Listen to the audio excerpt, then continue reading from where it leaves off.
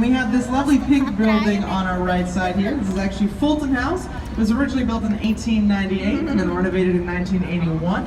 And when they first constructed it, they did not give it any windows. And they didn't give it any windows because nobody was living there. And nobody was living there because it was a giant freezer for the meat packing industry. This building used to be stuffed top to bottom full of frozen meat. So when they renovated it in 1981, they had to cut into the walls, which were about 4 feet thick, to keep in that cold.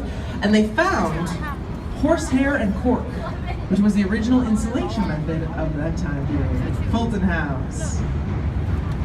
We are heading back into Wolf Point. This is going to be a beautiful photo looking down the main branch, but the building I'll be talking about is this gorgeous curved green glass building that has just re-emerged here. This is the New Veen building, also known as 333 West Wacker, also known as Ferris Bueller's dad's office building in the movie Ferris Bueller's Day Off.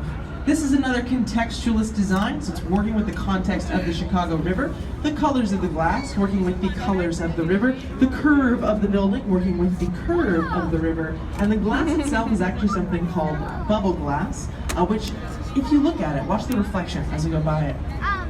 The reflection moves, it shimmers. It doesn't really look like a reflection in glass. It looks like a reflection in water. And that's the whole point. It's another method of seamlessly connecting the New Veen building with the Chicago River. I'm going to bring us over here to the right side. We're approaching a blue glass tower with an interesting V-shaped base, very small base there.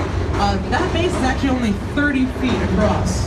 That's it. It's the same as the diameter of the clock on the Wrigley building. The weight of this entire skyscraper is cantilevered from that tiny base. Now, as we go by it, you'll notice if you look up at the skyscraper, there are these long fins that go along the side. They are wavy. It's that aqua aesthetic being incorporated into the design. And the reason this base is so small is actually because there are train tracks going underneath all of the buildings on this side of the South Branch. So they cut directly into their foundation rooms, therefore influencing the design of these buildings. But 150 North Riverside here, it's a pretty new building, just opened up last spring.